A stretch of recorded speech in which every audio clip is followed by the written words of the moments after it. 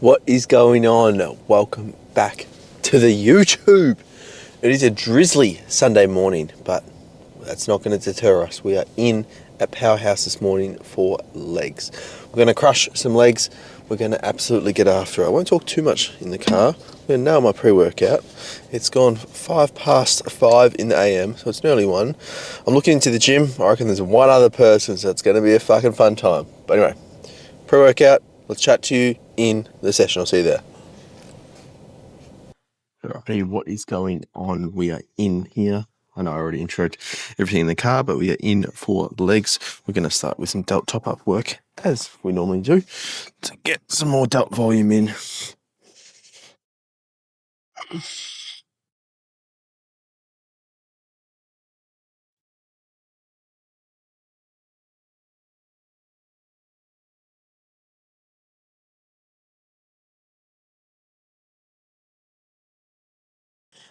This sort of like top-up volume, if that's what you want to call it, tapped on the start of a leg session, not going to negatively impact my lower body session, easy to recover from, and it's quick and easy. So hence a double rest pause set just with the stack, trying to get 30 reps across sort of 3 sets.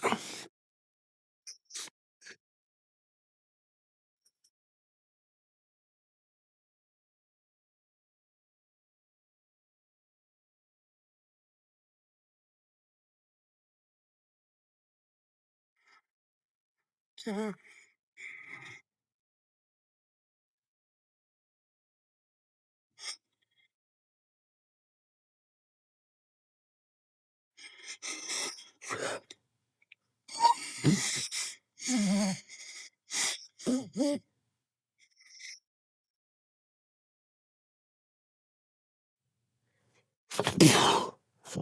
right, trying to make it as challenging as possible, holding the D handles to replicate a lateral raise. Rest for 30, go again. But yeah, I'm going to go that twice more, 2 more times, shall I say, but I won't film that. I think the one person that was in here has just left. There might be maybe one more person upstairs, so practically gym to myself.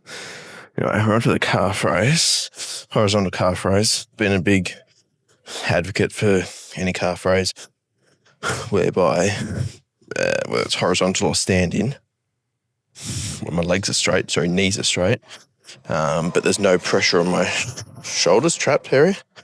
Obviously, like a normal standing shoulder press, standing calf raise has pads on your shoulders, so I'm been preferring ones that are more horizontal like this. Straight leg, no padding pressure on my shoulders and traps.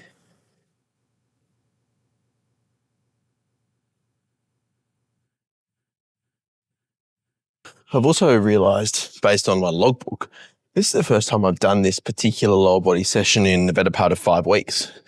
5, 6 weeks? Bit over 5 weeks. So that's purely because I have 2 rotations for lower body. So one is here at Powerhouse. The other one is the Cybex hack session, which I can do either at Doldy's or Derrimut.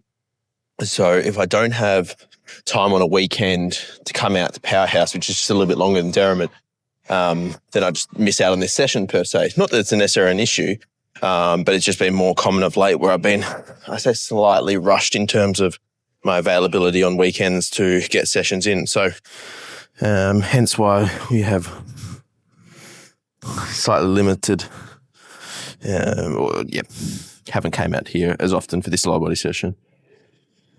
Just hasn't lined up schedule, timing wise, and that is A-okay.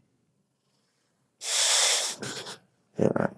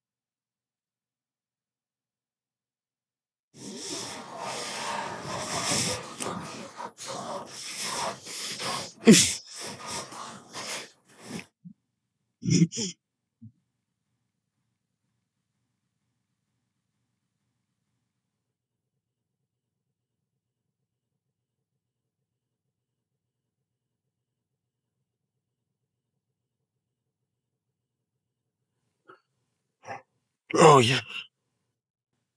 So that's the first, say, working set there on the horizontal calf raise. As I said, not as I said, what am I trying to say here? It's 5:30 a.m. Brain's like, what the fuck? I was going to say calves. Yeah, obviously I've had issues with my calves over the last couple months. Touch wood. Don't have any wood, but fucking touch wood. That we've got no issues. It's been feeling pretty bang on the last couple of weeks, so no issues. Like even on that set there, like I'm able to connect really well. And that's probably the main thing for me is being able to connect with my left calf as well as I can connect with my right calf. So that's been a non-issue really. And it's been evident on what I've been doing calves in the other rotation over the past couple of weeks. So that felt really good. But yes, it's a good, in my mind, it's been a good opportunity to not necessarily reset, but just, get back into a good groove when it comes to calf raises and not allow sort of one side to take over the set. So that being said, that was the first set with 5 plates total. It can only load up to 7 total, which I'm going to do for a couple sets. So that was just sort of one set for high rep with 20 reps. Get the blood pumping. I'm going a little bit heavier now. Okie dokie. Load it up.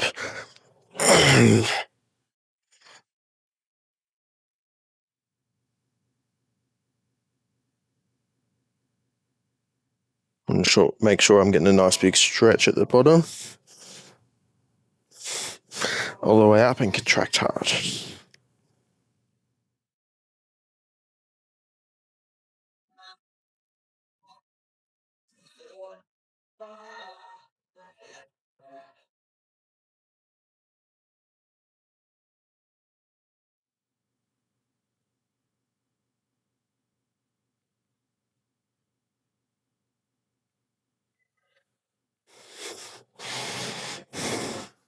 Mm.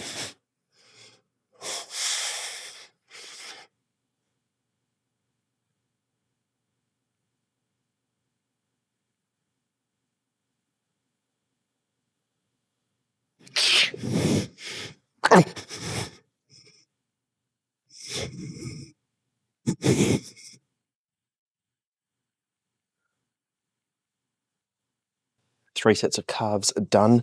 Now we're on the adductor. Making sure we get a nice warm up here. Nice big stretch.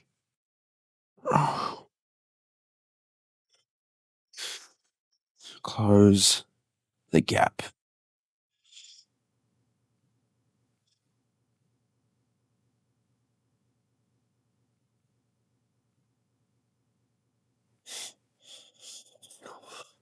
All right, so I've done 2 warm-ups now. Do one more warm-up, and then I'll catch you for a top set. Okie dokie. So, top set of the adductor. I'm just sticking with the stack. Now, aside from probably shouldn't be pinning this to. Yep, they're not wanting stuff being pinned on these machines here, and I appreciate that. So obviously I was pinning a bit of load on here previously. Did my form get a bit sloppy? Maybe. Did I lose a little bit of connection? Potentially. So anyway, run them with the stack and we'll do it for both sets. And again, focus on control, execution in that sort of 10 to 12, pushing it to 15 rep range. And just rinse it as hard as possible, or as much as possible for that matter. And yeah, I think there's an element of once you're sort of pretty strong at a particular movement, how do we make a weight heavier, more challenging, get more out of it? So let's play the music and let's get G'd up.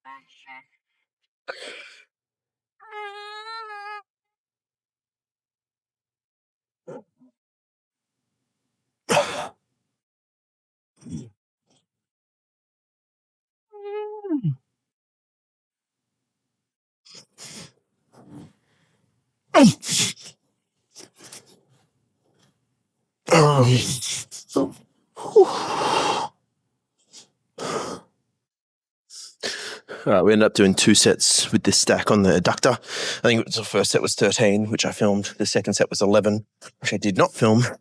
So that's the idea there, is just to, work up in the rep range, sort of 10 to 15 on the stack, and just make it as challenging as possible.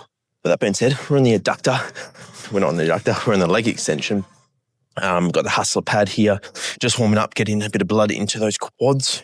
The idea with the hustler pad is to give us more range in the lengthened position. So in the position that I'm in right now, my quad is lengthened as opposed to when I'm at the top, it's in the contracted position. So when I'm in the lengthened position, you obviously are slightly limited when you don't have the hustler pad, because you wouldn't have as much range, because instead of my quad being further back in the lengthened position, it'd be a bit further forward. So obviously, depending on the machine, something like a hustler pad or a yoga block can definitely help increase that range in the lengthened position.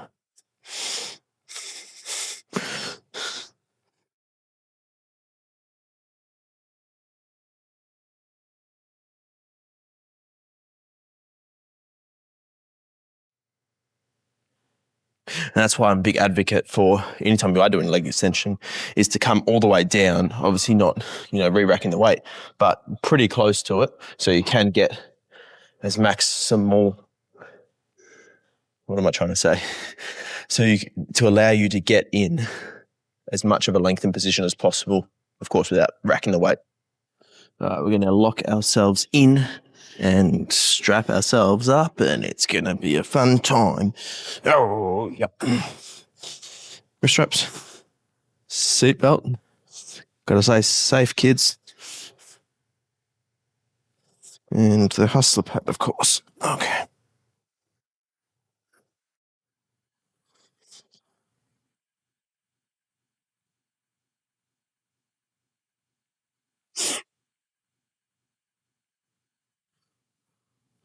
Okay. 3, 2.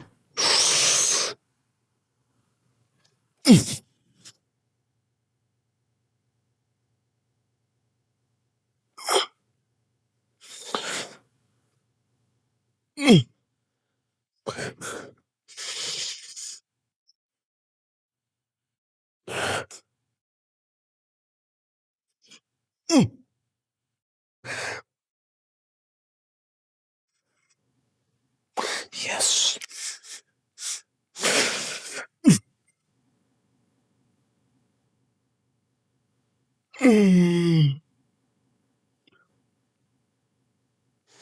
Oh.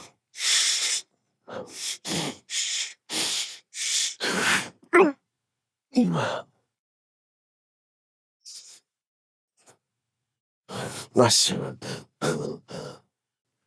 Just a couple sets on the leg extension. I'm the ham tractor now, so obviously from the ankle injury, the things and the movements that I struggled with was hamstring based, whether it was line or seated ham curl. So when you think about it, when you're doing a hamstring curl, you're more often than not flexing that ankle. You're flexing the ankle back towards yourself and often putting strain through your ankle. And you probably don't realize it until you hurt your ankle, and then you feel that pain all through the outside of your ankle.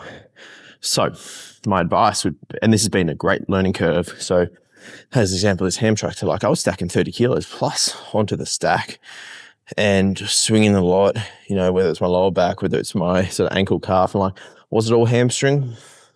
There's probably an element of it, but I don't feel like my hamstrings warrant that kind of load, in terms of my hamstrings are not that big, they're not very good. So I don't necessarily think loading it like that is appropriate. So what I've done is stripped it right back, really focused on sort of pointing my toes forward, removing all ankle recruitment from it, and making sure that it is both hamstrings getting recruited, not just sort of one side.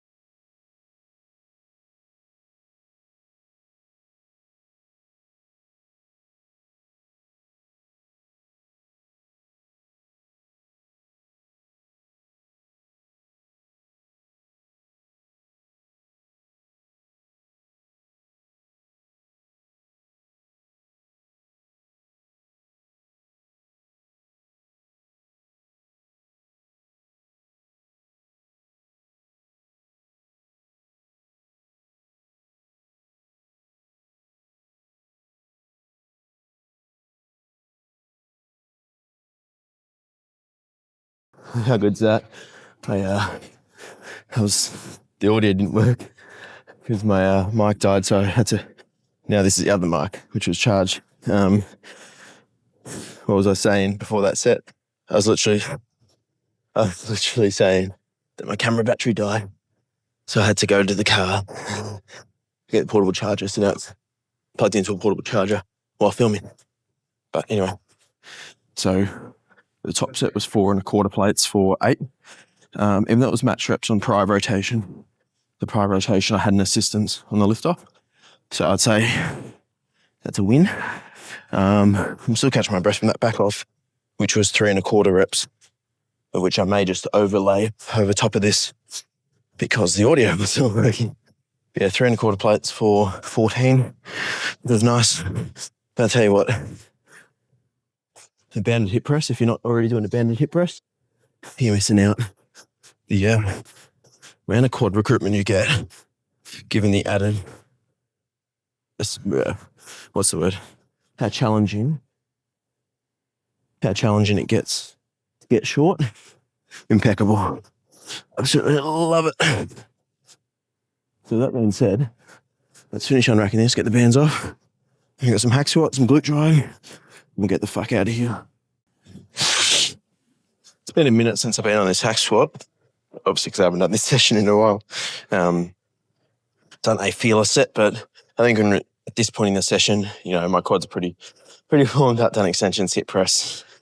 All I did was a feeler with 2 plates, and then just slap on 4.25. I had been running 4 plates for a hot minute, but decided to give this a whirl.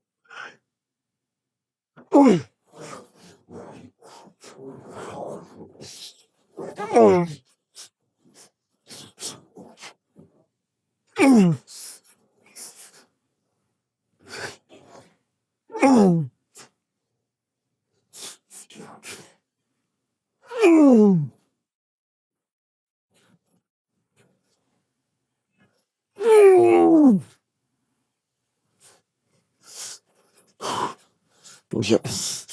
Let's take 8 reps. Okay, I'm feeling pretty smoked. I've obviously already done 3 sets of main compound, like leg quad exercises, should I say. 2 ups on the hip press, 1 here on the hack. One thing I've actually been doing on the side back tack in that rotation, which I may not have filmed recently for the tube, is like 3/4 reps. So all the way down, and then only coming 3/4 of the way up. Keep constant tension on the quadriceps. So I'm going to try and do that here again with 3 plates. So obviously weight-wise shouldn't be an issue. It's like, how do we make this as challenging as possible? Similar train of thought as what I said previously. It's just a different approach. I'm finding it quite helpful. Get a bit more blood through the quads.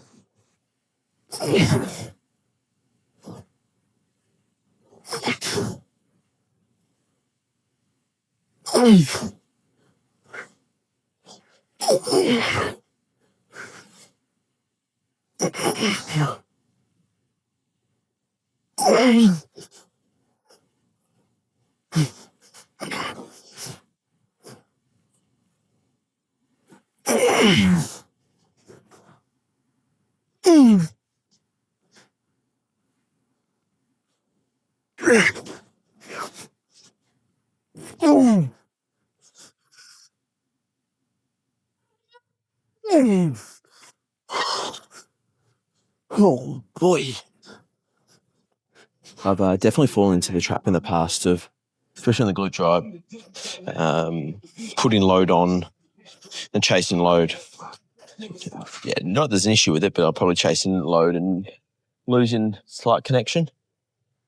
Like I got up to 7 plates a side on the glute drive. Was I getting glute out of it? I mean, a decent amount. But I feel like slightly high rep with 5 plates. It's not like I'm doing lightweight or no weight at all. Like 5 plates, fuck, like it's 200 kilos, for God's sake. So we'll lock and load it, and we might just do 2 sets with this load.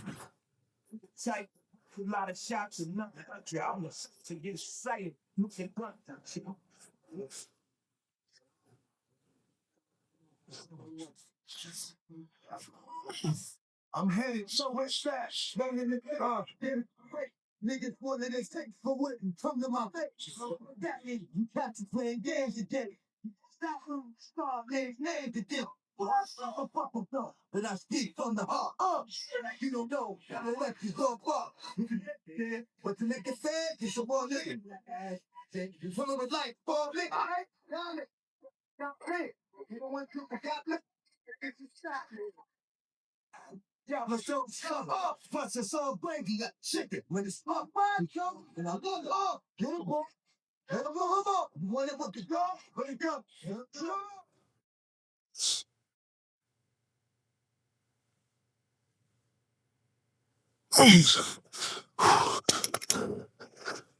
My glutes absolutely burning from that. Controlling the change of direction, controlling that eccentric phase. I just feel it running all through my glutes and hamstrings. Whew. I am going to do another set there, but I'm going to round out here so I can do my set, unrack the weights. Yes, unrack the weights, and get the fuck out of here. So maybe a leg session in 2 hours before about 7:20 in the AM. So if you want to put in the work, you'll make it happen, won't you? So with that being said, if you like the video, like, comment, subscribe, new YouTube video. every Sunday, 5 p.m. as always. Till then, catch you in the next one.